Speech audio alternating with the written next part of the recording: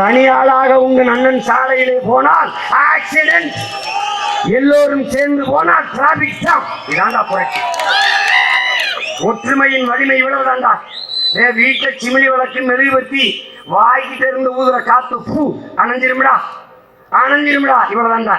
இதே நெருப்பு, இதே சிறு நெருப்பு அடர்ந்த காட்டுக்குள் பற்றி எரிகிற போது, பற்றி எரிகிற தீயை எந்த காத்து சிமிழி விளக்கில் இருக்கும் போது ஊதி அணைத்ததோ அதே காற்று ஊதி ஊதி வளர்க்கும்.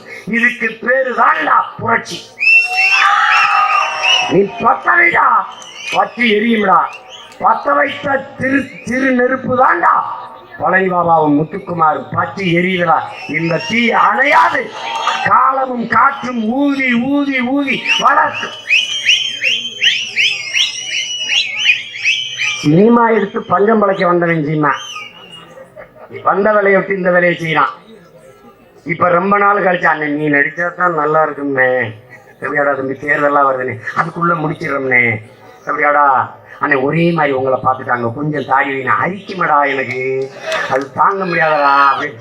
சரி வாங்க. இப்போ என்னமோ அண்ணனுக்கு என்ன பிரச்சனை, மலைக்கு மாலை போட்டிருக்காரா, ஏன்டா அந்த மாதிரி இல்லை சீசன் அப்படி இருக்கே, மாறி மாசமா இருக்காதுல்ல, இல்லடா நடிக்கிறேன் இந்த படத்துல யார் ஜோடி யார் டேரக்டர் இவ்வளவு கேள்வி கேட்பான்.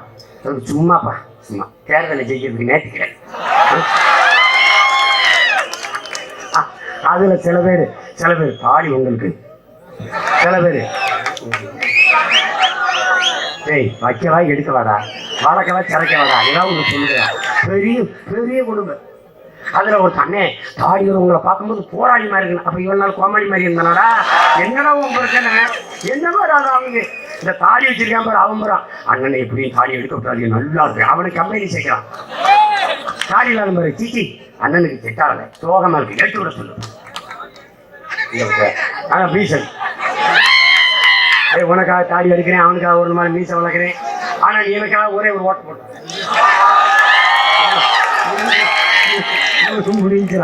முடிஞ்சிடா என் தம்பி.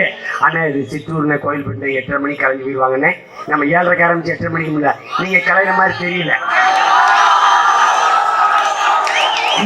இதே திமுக அதிமுக கூட்டம் வச்சுக்கிறீங்களா, தலைவர் வந்து பேசிக்கும் போது போயிடுவாங்க, கடை சாத்திடுவாங்க, கடை சாத்திடுவாங்க. நீங்க போகாதீங்க, நாங்களே கொடுத்துறோம் கையில கொண்டாந்து கோட்டை பிரியாணி பிரியாணி பிரியாணி குடிச்சுட்டு போகும்போது சாப்பிட்டு போவோம்.